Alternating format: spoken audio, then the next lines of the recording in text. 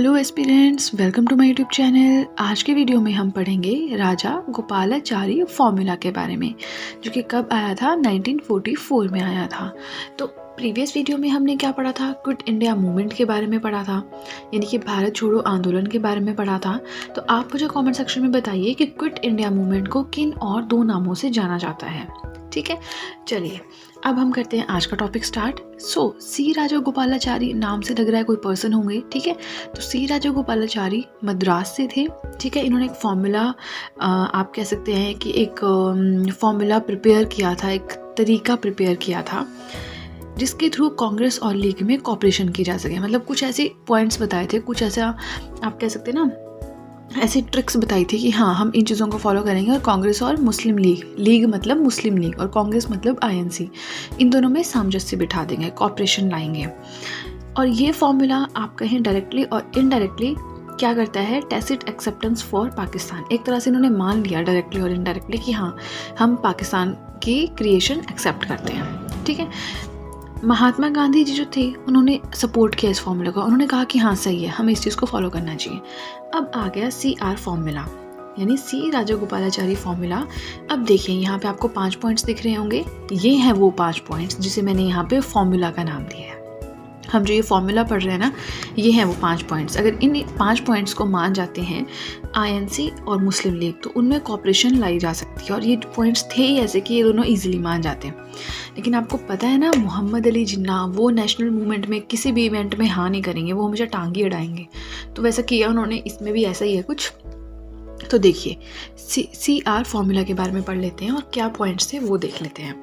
पहला है league, Indian demand for independence, corporate, financial government, sorry provincial government. तो आप सोच रहे होंगे कितना ज़्यादा शॉर्ट में लिखा है, बट जितना शॉर्ट में हो ना, फिर आपका दिमाग भी चलता है कि लाइन क्या होगी, है ना। जैसे कि मैं अब समझ रही हूँ कि हाँ मैंने क्या लिखा है ये।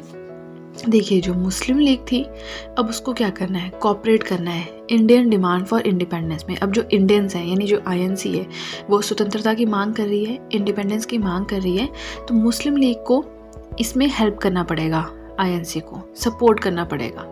फिर अगर जब वो कॉपरेट कर लेंगे तो उसके बाद फाइनेंशियल गवर्नमेंट इंडिया में लाई जा सकती, sorry provincial government, I don't know मैं फाइनेंशियल क्यों पढ़ रही हूँ इसको, प्रोविंशियल गवर्नमेंट इंडिया में लाई जा सकती है। उसके बाद सेकंड, आप समझ गए ना इस पॉइंट को कि मुस्लिम लीग आईएनसी दोनों एक दूसरे के साथ कॉपरेट करेंगे, कॉपरेशन हो जाएगा, फिर अपनी अपनी कंट्रीज बना लो, है ना। दूसरा पॉइंट है all parties views on the partition before the plebiscite. जितनी भी पार्टीज़ हैं, आईएनसी है, मुस्लिम लीग है, हिंदू महासभा है, जितनी भी नेशनल पार्टीज़ हैं, वो अपने अपने व्यूज़, अपने ओपिनियंस, अपने स्टैंसेस, अपने स्टैंड्स रख सकती हैं पार्टीशन पे, कि पार्टीशन होना चाहिए या नहीं होना चाहिए, कैसे होना चाहिए, कब होना चाहिए, क्या स्टाइल होना चाहिए। तो जो भी उनके व्यूज़ हैं पार्टीशन पे, वो रख सकती हैं बिफोर द प्लेबिसाइट, प्लेबिसाइट होने से पहले। अब आप सोच रहे होंगे प्लेबिसाइट क्या होता है। देखिए थर्ड पार्ट में इसको डिस्कस करती हूँ, क्योंकि यहाँ पे आपको ज़्यादा अच्छे से, है ना, क्लियर होगा।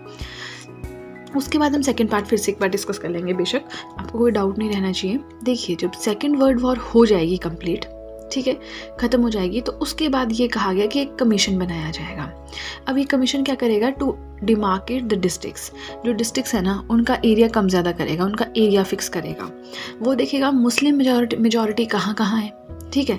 फिर जहाँ पे मुस्लिम मेजॉरिटी है वहाँ पे प्लेबिसाइट कराएगा। प्लेबिसाइट क्या होता है कि वोटिंग कराएगा वहाँ के लोगों में कि आपको इस एरिया को मुस्लिम मेजॉरिटी एरिया बनाना है या नहीं। प्लेबिसाइट यानी वोटिंग एक तरह से, ठीक है।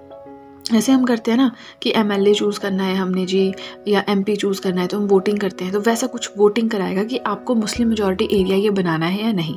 चाहे वो मुस्लिम है चाहे वो नॉन मुस्लिम है, हार्डली मैटर्स, हिंदू है या पंजाबी है, किस भी उसका है, क्रिश्चियन है, ज़ोरोएस्ट्रियन है, एंग्लो इंडियन है, कोई फ़र्क नहीं पड़ता।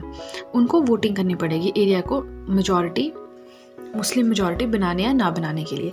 अब आई होप आपको सेकंड पॉइंट समझ आ गया होगा। जितनी भी पार्टीज़ हैं वो अपने व्यूज़ रख सकती हैं पार्टीशन पे बिफोर द प्लेबिसाइट, वोटिंग से पहले, ठीक है। फोर्थ पॉइंट है separation, mutual agreement, defence, communication, commerce. कि सेपरेशन तो होगा, ठीक है, सेपरेशन तो होना ही, इंडिया पाकिस्तान तो बनना ही है, तो उनमें म्यूचुअल एग्रीमेंट होगा। मतलब जो मेन कंट्रोल है डिफेंस का, कम्युनिकेशन का एंड कॉमर्स का, वो किसके पास आएगा, इंडिया के पास आएगा। Fifth the last point, transfer of population voluntary basis. जो पॉपुलेशन ट्रांसफ़र होगी ना इधर से उधर, वो अपनी मर्ज़ी से होगी, हम उनको फोर्स नहीं कर सकते। बट ऐसा हुआ नहीं था, क्योंकि जब इंडिया और पाकिस्तान बने थे तो सारे जो हिंदू थे वो इंडिया की तरफ भागे, जो सारे मुस्लिम थे वो पाकिस्तान की तरफ भागे। लेकिन CR फॉर्मूला में क्या था कि अगर पाकिस्तान में हिंदू रहना चाहते हैं, क्योंकि वहाँ से तो उनके इमोशंस जुड़े हैं ना, उनका घर वहाँ पे है, तो अगर वो वहाँ रहना चाहते हैं वो रह सकते हैं। कोई मुस्लिम है, उसका घर इंडिया में है, वो इंडिया में रहता आया है अपनी फ्रीडम तक, तो वो चाहे तो वो यहाँ आगे रह सकता है। बट ऐसा हुआ नहीं था, क्योंकि आपको पता है लास्ट में कितनी भगदड़ हुई थी।